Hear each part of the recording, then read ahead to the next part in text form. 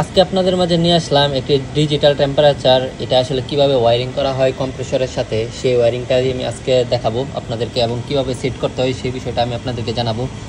এখন আমাদের বর্তমান টেম্পারেচার আছে ফ্রিজের মাঝে, দেখুন আপনার 0.7। তো আমি ঠান্ডা আর বরফ পানি দিয়ে মানে এটাকে আপনার অটো করায় রাখছি। একটু পরে আপনার মানে কম্প্রেসরটা রানিং করাবো। তো সবার আগে দেখি আপনাদের ওয়্যারিংটা আপনাদেরকে আমি দেখাই।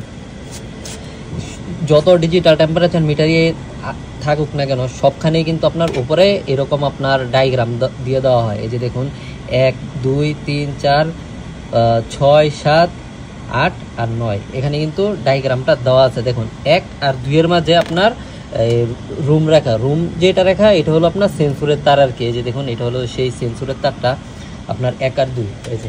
এই যে সেন্সরটা, এটা হলো এখানে 1 আর 2 এর মাঝে। আর আপনার এই 3 4 এটা বাদ দিয়ে দেওয়া হয়েছে, কারণ এখানে এটার কোনো প্রোগ্রাম নেই। তারপরে আপনার দেখুন 6 আর 7 এর মাঝে আপনার সাপ্লাই মানে 220 ভোল্ট ঢুকবে।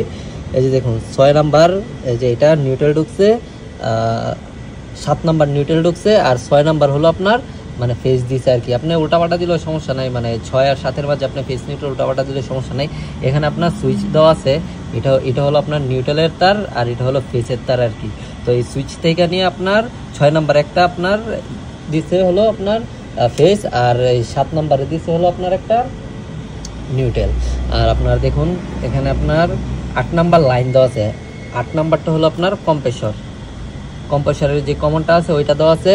আর কম্প্রেসরের কমন আর নিউট্রাল যেটা আছে ওইটা হলো আপনার এখানে সুইচ থেকে ডাইরেক্ট করে দিছে আর কি। এই যে দেখুন আপনার এদিক দিয়ে ফেস নিউট্রাল যে সুইচটাতে ঢুকছে, নিউট্রালের সাথে নিউট্রাল মানে কম্প্রেসরের আপনার যে রানিংটা আছে ওইটা আর কি এখানে কমন করে দিছে। আর যে কমনটা যেটা ওইটা হলো আপনার 8 নাম্বারের মাঝে কমন করে দিছে। জাস্ট এতটুকুই কিন্তু ওয়্যারিং।